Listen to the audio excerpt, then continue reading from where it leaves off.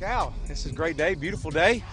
I had a good day yesterday. The guys were bouncing around, and obviously just excitement in the air, and great opportunity this week. Got a SEC opponent here at home, and we're fired up about this. We know we got our work cut out for us, but we had good preparation yesterday. Anticipate having great preparation today. So with that, I'll open up. Could you update us on all the guys? I mean, you got a bunch between Colton and Story and all these guys. Yeah, obviously Ty was back yesterday and practiced the entire day, and as he did last week, and he'll be back out there again today and practicing. We anticipate Ty being ready to go and starting for us. Colton will be out there. He was in green yesterday. He'll be in green today, but he'll get some reps. Johnny, the same way. Johnny will play. These guys should play. I don't anticipate them not playing. Let's see. Jared Cornelius, I didn't see him. Yeah, no, doesn't. He's got an ankle right now, so we'll evaluate that day to day, see how it goes. And then I'm trying to think of who else we got in there that's. Armand Watts was in green. Yeah, Armand will be back. He worked out yesterday, practice. We kept him in non-contact jersey, so anticipate him being back, ready to go. Chase Hayden, with the passing of his grandmother, will he play on Saturday, or what's the plan with him in a funeral? Yeah, obviously our thoughts and prayers out to Chase and his entire family. He'll play, and he's here today and was here yesterday, and after the game Saturday he'll go back and spend time with the family, and we'll get him back in here Tuesday of next week. Your running back room is down a couple guys. How do you feel about the depth there? Well, that's why you recruit those guys, and that's why you have several of them on a scholarship. We're excited. Rakeem is having a great year, and Chase stepped in last week and did some really good things. Malik Williams is another one that came on and has been there all year long and just slowly progressing. So, we feel like we got three good ones right there. Ken Jackson, Kenneth is another one that's getting some reps right now, but we anticipate really going with those three. Welcome in, everyone. It's our Friday edition of On the Hill with Pat Jenkins Sports Talk Radio. We're glad that you can join us. It's our A edition. It's the edition that we love each and every Friday to get you ready for this Saturday's kickoff versus the Vanderbilt Commodores at 11 a.m. Donald W. Reynolds Razorback Stadium. Also, too, we're going to talk a little basketball today. We have a lot going on here in Fayetteville on the Hill this weekend as the Arkansas men's basketball program under Mike Anderson and staff will be in their first initial exhibition game of the 2018-2019 season versus Lipscomb at Budweiser Arena tonight at 7 o'clock. And we're going to talk basketball, but I want to first bring in my co-host, a guy that's the best producer around, Demetrius, TGIF. How you feeling? I'm good. Getting everything together. Enjoying the day. I wish the weather was a little better, but. You hear that? Did you hear that, radio fans? He said more than 3 words this week. We got a few out of him, but we're really looking forward to this show. As next up in the 1:15 hour, we're going to talk with the Tennessean, Adam Spark. He covers Vanderbilt for us here on the Hill, and we'll get his takes. He's headed to Fayetteville. We'll find out what Adam thinks the Commodores have to do to come to the Hill and leave with a big win, a road win that would be. In the SEC, they're so hard to come by. And then we're going to catch up with our good buddy of AR Hoops and talk basketball, talk Mike Anderson, Fastest 40, and how recruiting's been going on that side of the floor for the Razorbacks with Kevin McPherson. We'll talk to him and get his takes on tonight's upcoming exhibition ball game. And then we're going to finish it out with Hallville.net's Otis Kirk. Otis is going to come on and give us his side of the Arkansas version of what it's going to take for Arkansas to get Chad Morris and that staff their first SEC and home victory this Saturday at 11 a.m. And, Otis is going to take a part in what you and I, Demetrius, we all like to do, the SEC picks of the week. We'll finish that out, and you'll get our takes as to what Otis, myself, and Demetrius, what we think and how we think the SEC ball games are going to shape out this week. But we're going to step away, get a real quick break, and it's the A. Time to get this thing started. It's On the Hill with Pat Jenkins on KDSJ 479. Adam Sparks is up next. It's fast tracks, tight curves, and leaving your cares behind. Strap in because it's ready, set, go-karts! Locomotion Family Fun Park. Find the friendly flags of Baymont Inn and Suites, where our hometown hospitality means fresh baked cookies and a delicious free breakfast. For a fun family getaway or a business trip, free Wi-Fi keeps you connected, and our comfortable rooms are waiting for you. From the friendly flags of Baymont Inn and Suites. At Lindsay & Associates, we're more than just a real estate company. I'm ready to assist you in finding a home or commercial property. I am familiar with all of Northwest Arkansas and can help you find the perfect property to fit your needs. I am Lindsay. I am Lindsay. I am Jim Lindsay, and I invite you to work with us at Lindsay & Associates. We have been Northwest Arkansas's leading realtor for over 30 years. Call or go to lindsay.com today. It's on the Hill with Pat Jenkins.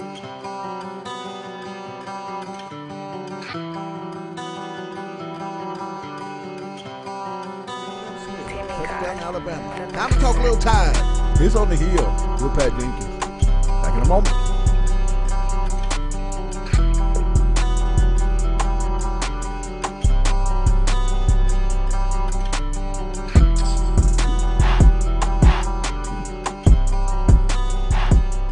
Welcome back. It's our Friday edition of On the Hill with Pat Jenkins Sports Talk Radio. It's our A edition, and we like to get you each and every Friday, get you ready for kickoff. And we're going to go to Knoxville and catch up with the Tennessean, Adam Spark. Adam, welcome to the Hill, my man. Hey, good to be back on. How we doing? How you doing? I'm doing real good. You have a safe trip up to Fayetteville at the moment. Is the weather cooperating? No, it's not so far. Running into some thunderstorms on the way, about halfway through Tennessee, headed to Fayetteville, but not too bad. I'm looking forward to it. I've been to every SEC stadium in my career except for Texas A&M and Arkansas, so I can mark Fayetteville off the list this weekend. Well, congratulations. Let's get off into a little SEC football talk. Eastern versus Western matchup there with Arkansas versus Vanderbilt.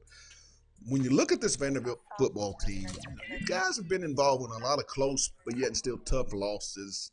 With Derek Mason and that staff, how do you keep this football team's focus heading into Saturday's game? Sitting at 0-4 and knowing that maybe should have had 2 or 3 more victories to this point. Well, I think at this point you got to look at your team and say this is the reality is what it is. This is probably Vandy's best chance to get an SEC win. Right. And conversely, it's Arkansas's best chance to get an SEC win. So, players can look at standings. They can look at results. They know you've got a winnable game. I think that's motivation enough. There is the hope to get to a bowl game, to get to 6 wins. It becomes more unlikely with each loss. But if you can win this one, Vanderbilt's at 4 wins. They would need 2 out of the last 3. They've done that before. If they were to win this Saturday, it would be 3 straight years if they were at 4 and 6. 4 and 5. 9 games into the season, they got a bowl win out of one of those previous ones, or a bowl appearance. They've done it before with 4 wins at this point. So if they lose this one, I just don't see them getting to a bowl. They'd have to sweep the last 3. So I think that's motivation enough. This isn't statistically their last stand, but it sure is pretty close. Offensively, you guys have 2 standouts. Quarterback Kyle Shermer is starting to propel himself as an elite SEC passing quarterback. I think his name is Kalijah Lipscomb, big-time wide receiver there at Vanderbilt. Talk about those two, and is there anything that Shermer looks for when he looks for Kalijah, and what makes that connection so effective in 2018? Well, they've got a good history together. Kalijah Lipscomb came in and played right away, really started most of his freshman year when Shermer was a sophomore. Shermer really took off at his sophomore year. That was his first full season starting, and Lipscomb was one of his big red zone targets then as a freshman. So they developed a relationship over time.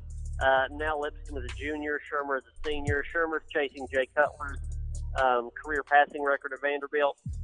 Lipscomb actually could approach Jordan Matthews, or at least his touchdown catches record next year. So the two of the better ones that they've had in a while. Early in this season, it looked like what you thought it would look like. Shermer looked for Lipscomb a lot in the red zone, connected with him quite a number of times. In non-conference games, they were really good. In the Notre Dame game, they were a good hookup. But once you get to middle of the schedule and got into tougher SEC opponents, Georgia, Florida, and so on, better defenders have covered up Elijah Lipscomb. More bracketed coverage, more attention given to him has covered him up. And so this is 3 straight games he's had, average to subpar games. They can't win a game like this one unless those two connect quite a bit, and that's certainly one of the big keys for them in this one. One of the things that's glaring to me this year is the running back by committee, it seems, at Vanderbilt. You lose a big-time running back in Ralph Webb, a guy that put up so many stats at that school. How do they fix that problem? I mean, who's going to be the guy that will get the lion's share of the carries, I should say, in tomorrow's game versus Arkansas? Keyshawn Vaughn is the guy. Keyshawn Vaughn is an Illinois transfer set out last year. He's a Nashville kid. He went to high school in Nashville. The 4-star kid coming out of high school. Really good talent. He's different from Ralph Webb. He's different from the other guys that they have. He's a big play threat. The problem is what the idea was to come into the season, kind of work him in because he didn't sit out as a transfer year last year. Work him in with Jamari Wakefield, a solid young back, and then Kari Blasingame, who is their power back. He was the sidekick to Ralph Webb the past couple of years. Kind of work in that three-headed backfield, and then as the year went on, give more and more of the carries to Keyshawn Vaughn. It never quite happened that way, even though Vaughn looked the best at the 3. Then he got injured. He sat out last week at Kentucky. I think they could have used him. They could have possibly beaten Kentucky if he played. And he's supposed to return from injury in this game.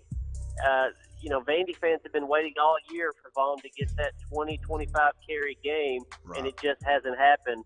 And, this is one where they need to give him the bulk of the carries. Another thing I want to speak with you on, Adam, and I want to get your take on it. 4 new coaches joins Coach Mason at Vanderbilt. Special teams coach Sean Manega, D coordinator Jason Tarver, wide receiver coach Terrence Brown, and D-back coach Aaron Moorhead. When you look at those positions of change, are you starting to see the reason why these coaches were brought in by Coach Mason? Well, Meninja was brought in as a special teams only coach. They put a lot of attention into that. He was with the Cleveland Browns, coached their special teams for a couple of years. That was a new position created. Punting has been really good. Kicking has been up and down. So I think you could kind of give him maybe a C+ so far.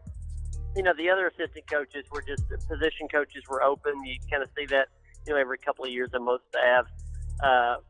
The big one was Jason Tarver, the defensive coordinator, former D coordinator for the Oakland Raiders, was also with the 49ers for a while, was at Stanford with Derek Mason.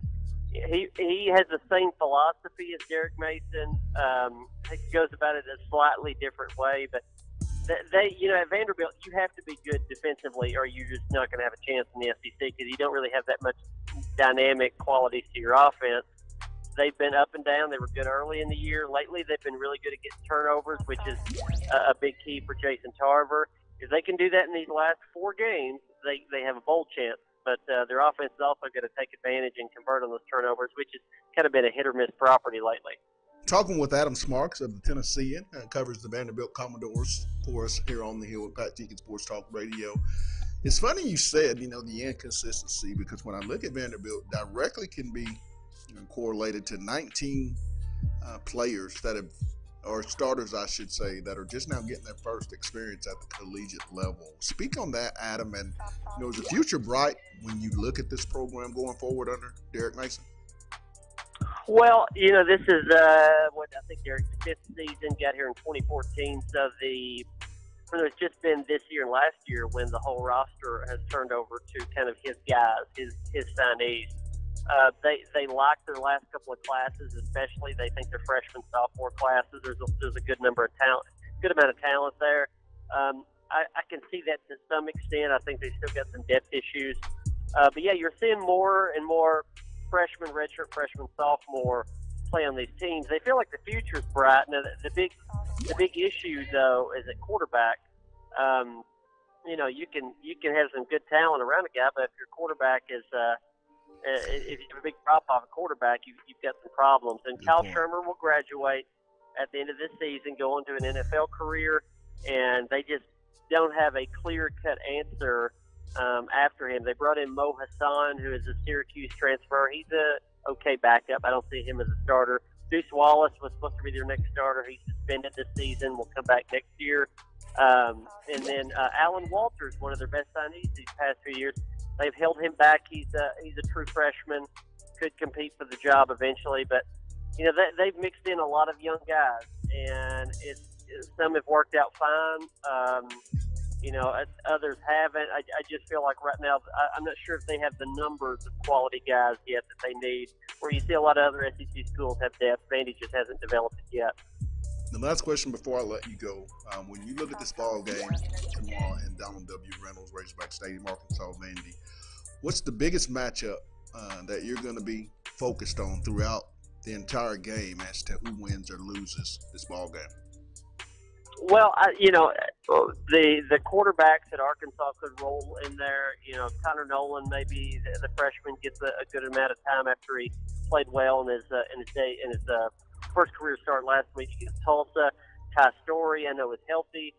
So you've got some options there at quarterback of mixing different guys in, playing one guy, going with a hot hand, and then on the flip side of that, you've got Vanderbilt that is good defensively when they have a pass rush.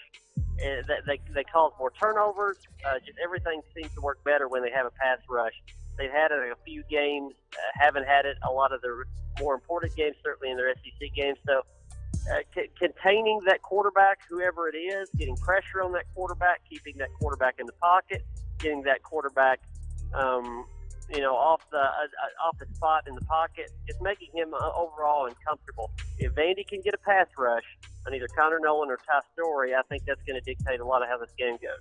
Well, Adam, as always, love having you on. Have a safe drive, and I look forward to catching up with you in the press box at tomorrow's kickoff at 11 a.m. But as always, thanks for taking time out on the hill, my man. Okay, thanks, Pat. Thanks for having me on. That was Adam Sparks of the Tennessean. We're going to continue to get this thing rolling. So I'm talking a little basketball. Fastest 40, that is, with Kevin McPherson of AR Hoops. He's up next. Let's talk hoops. It's on the hill with Pat Jenkins on KDSJ 479. Back in a bit. It's fast tracks, tight curves, and leaving your cares behind. Strap in because it's ready, set, go-karts! Locomotion Family Fun Park. Find the friendly flags of Baymont Inn & Suites, where our hometown hospitality means fresh baked cookies and a delicious free breakfast. For a fun family getaway or a business trip, free Wi-Fi keeps you connected, and our comfortable rooms are waiting for you. From the friendly flags of Baymont Inn & Suites. At Lindsay & Associates, we're more than just a real estate company. I'm ready to assist you in finding a home or commercial property. I am familiar with all of Northwest Arkansas and can help you find the perfect property to fit your needs. I am Lindsay. I am Lindsay. I am Jim Lindsay, and I invite you to work with us at Lindsay & Associates. We have been Northwest Arkansas's leading realtor for over 30 years. Call or go to lindsay.com today.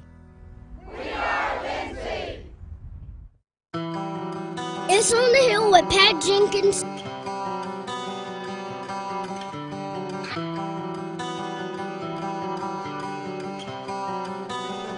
Touchdown, Alabama. Time to talk a little time. It's on the hill with Pat Jenkins. Back in a moment.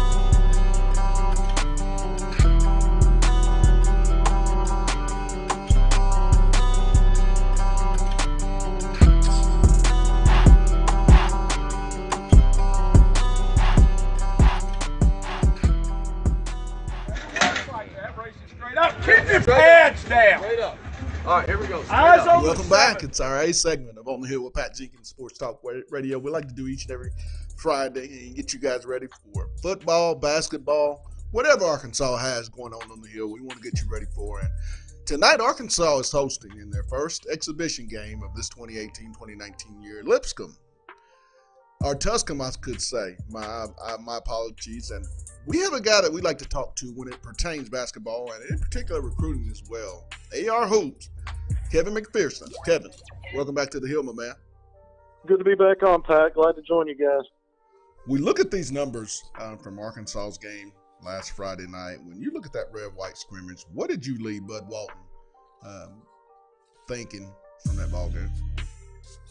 Well, honestly, I saw most of these guys play in high school, but until you see them at that level in some kind of a competitive sense, outside of Dan Gafford, there's really everything else is a mystery. So some of the encouraging things I picked up from it was a guy like Isaiah Joe, even though it's a practice and these are guys he's going up against every day in practice, the lights are on, the fans are in seats, you've got officials out there. So it's a game-like atmosphere, and he comes out and goes 9 of 14 for 3 for a 31 piece. So that's encouraging. A guy like Jalen Harris, we've heard so much about him while he sat out last year and kind of a lead up through practice. This is a guy that excels in the open floor, and we saw that. Not only does he have a burst, he's able to create for himself and others, and he had a lot of plays where he could pick and choose. He could blow by guys and finish at the basket transition, but he also set guys up, finished with 16 points, 10 assists.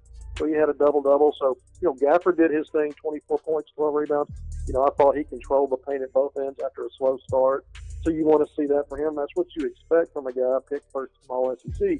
But some of these question marks, even though we can't take anything to the bank from a red-white game, it's encouraging to see what some of these guys did. Mason Jones, 22 points, the 6'5" wing and a Connor State JUCO sophomore, finished with 22 points, efficient shooting night, got it at all three levels, and he had 17 of those in the first half. So you start to get an idea of some guys that might be able to step in and help take the slack off, or help pick up the slack for Dan, and also maybe fill some shoes left behind by scoring anyway by guys like Barkley and Nate.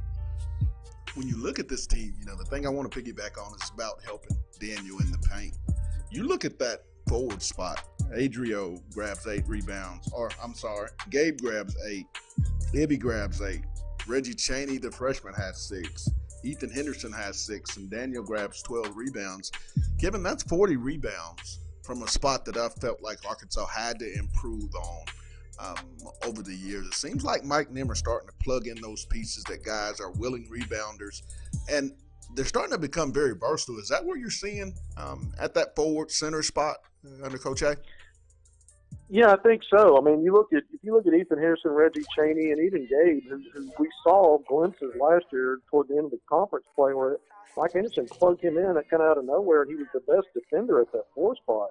But now you've got Chaney and Henderson and even Ibby at 6'10", and eventually I think he's a long-term guy, but all of those guys bring more length and athleticism and size than previous guys that Mike's had there. Even Adriel Bailey, who's undersized, he's a junior now, and he's always been a guy that's an energy guy, going to go in there and sneak rebounds and maybe block some shots, even get steals. He'll gamble. But as a core, as a group, I think they've gotten longer, more athletic, and I think that these guys are going to eventually complement Gafford maybe better than guys did for Portis and Kingsley. When you look back the previous 5 years, the help and support at the 4 spot really wasn't there, not in depth and not in size. And I think this group, even though they're young, presents some positives for this Razorbacks team. Mike was made available to us here. Yesterday's availability, talked about this upcoming exhibition game, and spoke of a lot of different lineups. What are some of the more intriguing lineups that you'd like to see in tonight's game, and whatnot? Well, I'm intrigued with seeing both Mason Jones and Isaiah Joe on the floor with Jalen Harris, because we know that Harris is going to try to work an inside-out game with Gafford, feed him the ball, get out in transition.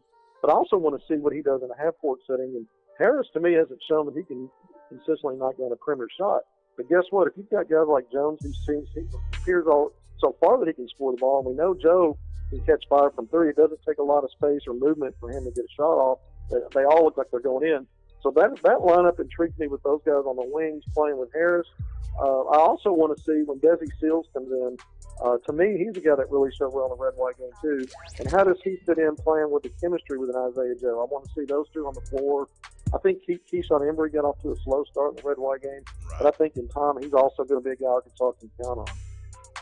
What will be, the biggest role that you feel Reggie Chaney will play in his true freshman season? I know he comes in with a lot of expectations, having played at such a prestigious school there in Findlay Prep in Nevada, Las Vegas. But what do you foresee his role being for this upcoming season? Well, man, we were just talking about different matchups and guys we want to see on the floor together. I can't wait to see Chaney and Gafford playing side by side at times. I think Chaney can be a guy that can take some scoring pressure off eventually. He's really crafty around the basket. I like the way that he works inside. And he's also a guy, if he gets the ball out on the wing, we know Arkansas's motion offense, the bigs catch a lot outside. He can put the ball on the deck and get by guys. He's really quick. He's explosive. He likes to dunk the ball if he gets ahead of steam. And so he's a guy that I think can bring a lot to the table, as he matures and gets comfortable playing at that level. Now, I know Arkansas had a big visit weekend from a lot of big-time three to mention, there being Moody, Thompson, and Morrell. Post-Arkansas visit, I know when you leave, you're kind of excited, but what if these guys told you about where Arkansas sits? They're juniors, so they have a lot of time, but how'd the visits go from what you've heard? I think they went well. For the most part, Bryce Thompson seemed very excited about his visit. His family's got ties to the Razorback program. His dad was a guard at Tulsa, very familiar with Mike Anderson, who was a guard there playing in Nolan Richardson. His dad, Rod Thompson, also is really close with Lee Mabry. We know about Lee, Razorback great, All-American, first-round NBA pick, was a graduate assistant for us a couple of years ago. So there are ties there. Keyshawn Embry Simpson, also from Oklahoma, he and Bryce Thompson play on the same AAU system. They're friends. That was his player host. So he told me he felt family atmosphere. He felt like he was already part of it. I think he had a great visit. Moses Moody, I think there were positive things that came from him. I don't think that he was blown away. But at the same time, it's a junior year official visit. Arkansas is still going to recruit him. They're still going to work getting back on campus. The younger guys that were on unofficial visits, Jalen Williams, Jalen Ricks, Taryn Williams, all of those guys loved it. They said they had a great time and really liked what they saw in the program. When you look at Arkansas, it seems like over the years, Kevin, they've been able to keep the best in state, keep them home. Do you foresee that continuing under Coach A with so much talent that's still yet to come?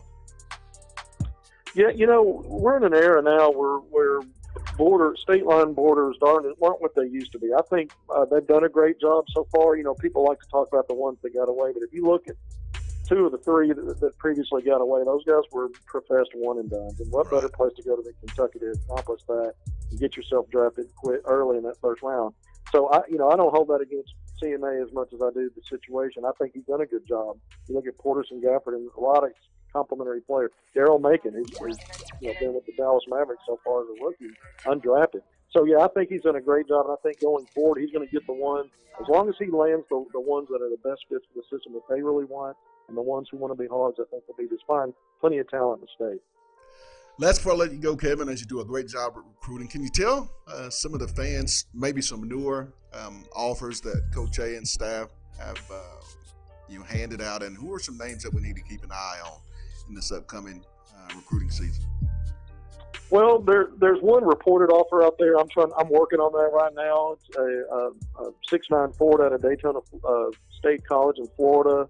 I can't pronounce. He's from the Senegal. First name spelled D-O-U, last name G-E-U-Y-E. But he's a guy that I'm working on that one. I know they're going to go out and look at Jalen McCreary, a 6'8" forward. McCreary expects T.J. Cleveland, assistant coach at Arkansas, to be out tomorrow. Right, first exhibition game tonight. Tomorrow he'll be down in South Carolina watching playing the Jamboree. According to McCreary, he's got ties to Arkansas as well. The Anthony Hall, a former football player of the Razorbacks, is his middle school coach, and he's trying to get Arkansas involved. And so we'll see if there's an offer that comes out of that. But that's 2019. You really look at 2020. That big visit weekend tells you a lot, and some of those 21 kids are on campus as well. Well, hey, my man, you always do a great job. We look forward to talking to you more as this basketball team and season just gets started. But as always, my man, thanks for the news, the great updates, and thanks for taking time out on the hill. And I'll see you tonight, Kevin. No doubt about it. Heading from Little Rock here in about an hour, Pat. See you later. All right. Have a safe trip up. Yes, sir. That was AR Hoops.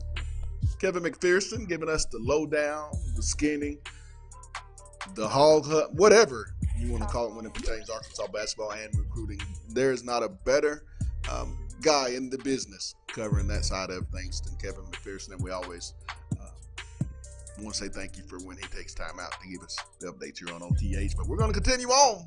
We got more football. It's time to get back to Arkansas and Vandy. That big kickoff. Who else to join us but Otis Kirk of Hogville.net. Time to talk with Otis, and then we got the SEC picks of the week. It's up next. It's on the hill with Pat Jenkins on KDSJ 479. Back in a moment. It's fast tracks, tight curves, and leaving your cares behind. Strap in because it's ready, set, go-karts! Locomotion Family Fun Park. Find the friendly flags of Baymont Inn and Suites, where our hometown hospitality means fresh baked cookies and a delicious free breakfast. For a fun family getaway or a business trip, free Wi-Fi keeps you connected, and our comfortable rooms are waiting for you. From the friendly flags of Baymont Inn and Suites. At Lindsay & Associates, we're more than just a real estate company. I'm ready to assist you in finding a home or commercial property. I am familiar with all of Northwest Arkansas and can help you find the perfect property to fit your needs. I am Lindsay. I am Lindsay. I am Jim Lindsay, and I invite you to work with us at Lindsay & Associates. We have been Northwest Arkansas's leading realtor for over 30 years. Call or go to lindsay.com today. It's on the hill with Pat Jenkins.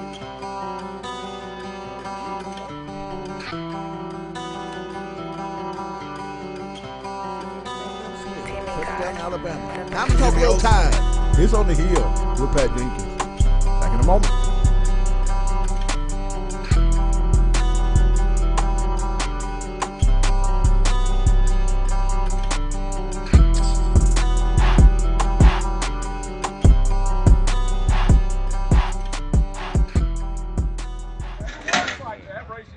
Keep your pads down. Straight up.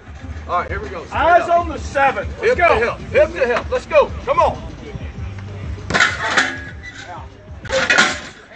Now, I like that. I was nice and low. That's a good job running your feet. One more time. One more time. That was a good job running your feet. Hip to hip right there. 4 hands on the breastplate. Let's go. Go. Come on. Good day. Good day. Good.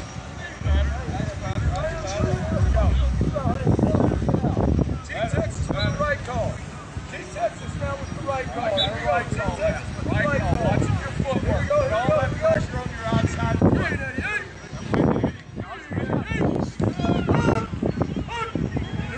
All right, same thing, coach. Do it again. Guys are not hopping. All you got to do, this is a very simple technique. Very simple. All you got to do is lay on my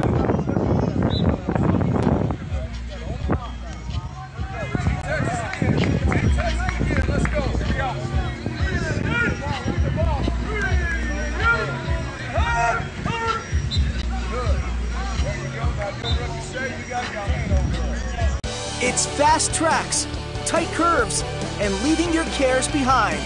Strap in because it's ready, set,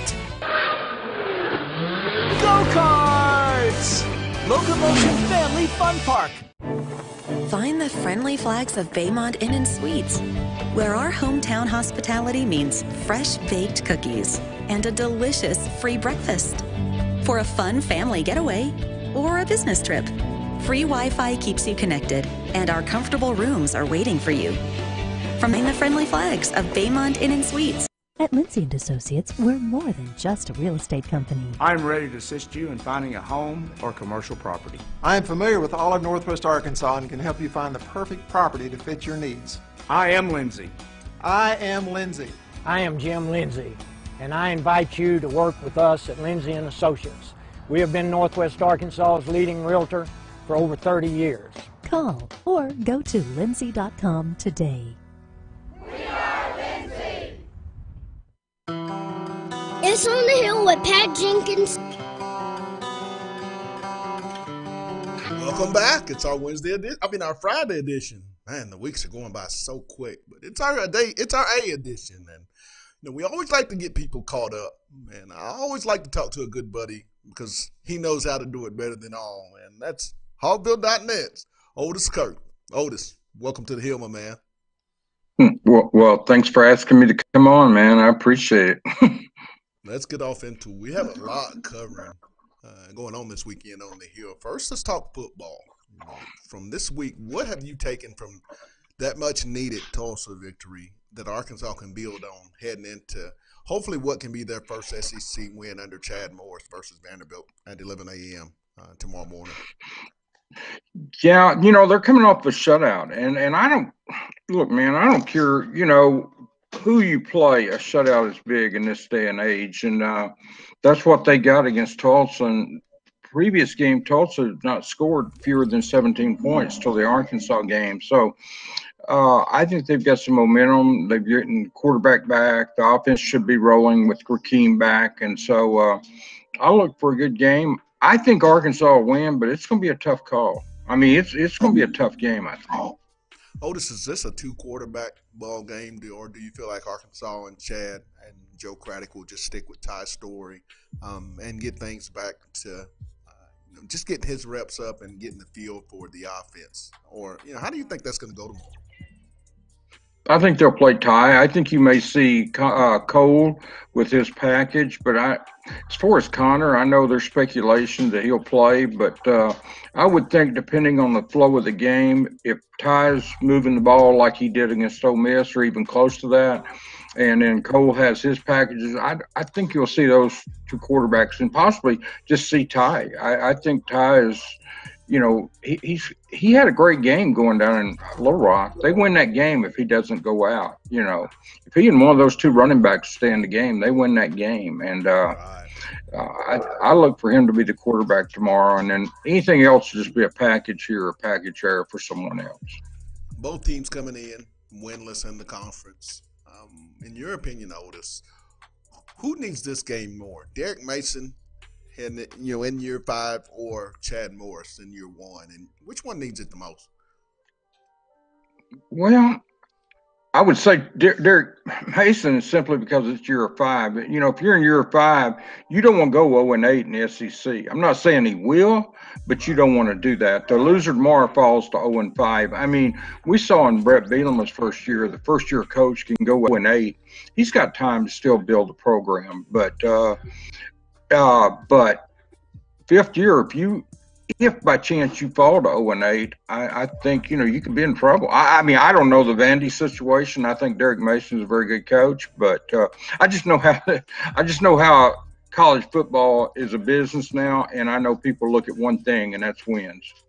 Right, Otis. I want to talk to you about recruiting, something that you know a lot about. Arkansas just continues to pick up more and more momentum on the recruiting trail. Just got a big defensive line commit in 2019, Tarian Carter the second. Talk about that defensive line class that Coach Morris, Coach John Scott Jr., and Steve Caldwell have put together for going forward. And is this the group that we'll look back 3-4 years from now and say that 19 class, in particular that D-line bunch, was where it all started? Yeah, I think so. Look at the kids they've gotten. They've gotten kids from Texas, Georgia, Florida, Arkansas, Oklahoma. I think you'll definitely look back, especially at this defensive line class, and say this is where it helped get started. It's unbelievable what they've done on that defensive line. In the past, they'd get a few commitments and worry about, hey, we can't take too many because might offend someone, and this staff doesn't do that. They just go out and get these kids and keep adding to it, and no one seems upset about it. None of the kids, they don't seem upset at all about this. So it looks good. I think it's a great defensive. I can't imagine, and I haven't studied everyone's recruiting in the nation, but I can't imagine anyone has a better group of defensive linemen than Arkansas. Now, Arkansas basically, you've got your needs covered pretty much at wide receiver, running back, quarterback, tight end, in the secondary to some degree. Who are some of the names that Arkansas wants to close out with in this 19 class that the fans need to keep an eye on? Yeah. Myron Cunningham is one on the offensive line, offensive tackle from Iowa Central that I think is just a big-time player. Just in the last week, OU, Texas, Arizona, Mississippi State, and others have offered him. That's just in the last week. That doesn't even count what he had previously, Pat. I think, obviously you're looking at Jalen Catalon down at Mansfield Legacy. Will he make it a trifecta of those guys at Arkansas? Devin Bush, we know how good he is. They've got several JUCO offensive linemen that they're looking at, other than Myron, in addition to Myron, I might say. And I think the kid from Lackawanna, Pennsylvania Community College, I'm not even going to try to blow his name on here, but I can spell it. I can't. I don't want to insult the kid by trying to ruin his name, but he's a very good player. He and Myron will be here on the December 7th week for official visits. And if Arkansas could get those two kids, get Devin Bush, maybe Catalon, and obviously we can't forget Kelly Bryant. You don't want to forget Kelly Bryant. That's obviously a big name. And then there's some kids at linebacker. Caleb Johnson was here last weekend. But if Caleb does go to Texas or somewhere else, I think there's some other kids that I think they're going to take another linebacker is what I'm saying. But, and then, you hear names like Bobby Wolf and Gregory Brooks Jr. There's a lot of names, but we got to remember that right now they're sitting at 23 public commitments, just leaves 6 spots. So, and they're not going to have any trouble filling those 6 spots. This is an incredible job. Chad Morris and that entire staff. It's not just Chad Morris, it's that entire staff. But what they have done in recruiting, it defies all odds considering, they're 2-6, I believe it is, on the season. They shouldn't be recruiting like this, and they are. And it's only continuing. The momentum's continued. When they started out in the preseason, everybody think, they'll win 6 or 7 ball games. It was easy to think, they're recruiting well. But now that they've struggled, it hasn't stopped. The momentum hasn't stopped at all. And that's incredible. Trey Knox, Tarian Carter, whoever they've gotten, Hudson Henry. They've gotten since the season started. There's some others, but that's just 3 off the top of my head. That's 3 studs right there, just off the top of my head. Well, Otis, before we let you go, we want you to take a part in what Demetrius and myself like to do each and every week, and it's the SEC Picks of the Week. So we're going to add you into this and get your takes. Okay. The first game that we're going to go with, the world's largest cocktail party, Georgia and Florida. I want your take, and then we'll go with D, and then I'll chime in. I got Georgia in that game. These were all tough. This is a tough week, Pat. These picks are tough. I go with Georgia. Demetrius? I think I'm gonna go with Florida. I think Florida kind of pulls it out. Dan Mullen goes, gets all the old alumni, and they bring it together. I think Georgia keeps it going. They continue to own the cocktail party. Georgia gets this game. The next ball game is Kentucky and Missouri. Otis, where you at? Man, I'm going to go with Missouri simply because it's at Missouri, if I'm not mistaken. So that's why I picked Missouri, but no confidence in that pick, or really in none of my picks, any of my picks this week. I have no confidence in any of them, but I go with Missouri simply because, when I can't decide, I go with the team that's home, and I'll go. Good point. D? I'm going to go with Kentucky. I think they still lean on Pitty Snell. I think they have a lot to play for, with the newcomers, Georgia and Florida game. So I'm going to go Kentucky. I'm going with Wildcats. Partially because I'm a Michael Smith guy, and he's the wide receiver there, coach there at Kentucky. But I picked him third in Atlanta at SEC Media Day, so I'm going to stick with it. And they've proven that they can go on the road and win a big one, as evidence as down in the swamp when they took that one from Dan Mullen in Florida. So we're going to continue on. Texas no doubt, they've done good. Travels to Stankville, Mississippi, I should say, not Starkville. Which way you going on that, guys? I'm going with A&M. I just think they're a better team. Mississippi State's been up and down, but there again, I mean, I have no confidence in that pick. I could see Mississippi State winning easily. So I'll go with A&M, though. I've pretty much picked them in a lot of their games this year, and I'll stick with them. Yeah, I'm gonna have to agree with Otis. I think A&M is just a really more complete team. I think Mississippi State's really still trying to create their identity and find the guys that really come through in big moments. I'm going A&M. You know, when we previewed this game, Brian Peroni came on and spoke on A&M, and the point that he made I thought really stood out is the emergence and maturation at the quarterback spot with Kellen Mond. I think he's really starting to take a step from his freshman and sophomore year. So I think Jimbo and that staff, they travel to Starkville and get the victory. Next up, this is a hard one. This is probably the pick'em game. South Carolina versus Tennessee. Where we at, fellas? I'll go with South Carolina. I think they played better. I hope Tennessee gets them because of Emmett Gooden, but I'll go with South Carolina. But I mean, that's another game that could go either way. I definitely have to go South Carolina. Tennessee's just been too up and down. I know they lost a lot of early games, but people were kind of figuring out what's going on down there in Tennessee, and I still really think that was kind of a fluke game last week that they ended up getting that upset with. So I'm definitely gonna go South Carolina. I got to steal one from my guy, Otis. When in doubt, you got to go with the home team. So it's in Como, South Carolina. I'm going with the Gamecocks and Will Muschamp. And lastly, guys, Arkansas versus Vanderbilt. Now, when we do this one, give me your offensive, defensive player of the game, and final score. And we'll start with you, Otis. I'm going with the Hogs. Ty Story on offense. I'll go with Scuda on defense. Final score, I don't think it's going to be a high-scoring game, and I probably should have gone with Rakeem Boyd on offense, but I'll go with Ty since I've already done that, and Scuda. 24-17 Arkansas. Good score. I'm going to go with the Hogs, too. I think they ended up getting their first SEC win, but I'm going to go different. I'm going to go Chase Hayden. His grandmother passed away this week, so I think he's really going to have an extraordinary game. I think, Coach Morris puts him in the game to kind of be that energy spark for the team if there is a little spunk where we don't really have things together. I was looking at the score of what Arkansas has been putting up, and I see they had a few 30-point games, and I was really kind of surprised. So I think they're going to break that 30-point threshold. So I'm going to steal Otis's for 24, but I'm going to give that to Vanderbilt. I'm going to go 30-something with Arkansas. I think they break that 30-point threshold. And defense player of the game? My defense player of the game? I'm going to have to go Drake because he's going to be one of those two linebackers. We know those are big playmakers. Yeah. I would take Scooter, but I know Otis already picked him.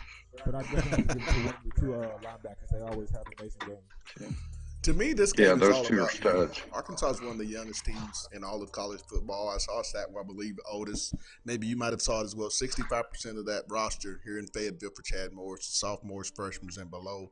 There's 19 guys on that Vanderbilt roster that are absorbing their first collegiate starts. So I think it's going to be a game of youth. My offensive player, got to stick with him, number 85, Cheyenne O'Grady. I feel like when you watch this Vanderbilt defense, the tight end has, for other teams, has had a pretty good game each and every weekend out. Yeah. Defensively, I'm going with Armon Watts. This guy is playing completely out of his mind in his senior year. It's really exciting to see him get his chance, and it's almost head-scratching why. You and I have talked about this multiple times, Otis, why the young man stood for 4 years and didn't take part in affecting the defense under the Brett Bielema. But that's neither here nor there. Final score, Arkansas wins this game 27-14. I believe it's going to be a low-scoring game. The Hogs get 2 late touchdowns to close out the third, start off the fourth quarter, and this defense finally rises up and stops Vanderbilt and closes this game out. Chad gets his first SEC conference win in the Chad Morris there in Fayetteville, Arkansas. But that's going to wrap it up, Otis. Thanks for taking time. I'll be catching up with you tonight as you'll be in Bud Walton catching the fastest 40, right? Yeah, that'll be a great game too. I mean, Mike going to get a look at a lot of good players, Gafford and some of his other players, Mason Jones and some of those guys. Well, hey, my man, thanks for taking time out on the hill. We'll do this again next week. I like having you part of the picks. Thanks, man. Have a good day. All right. That is Otis Kirk of Hogville.net taking part in our SEC picks of the week. Also, too, giving us his takes on this Vanderbilt-Arkansas kickoff, 11 a.m. from Donald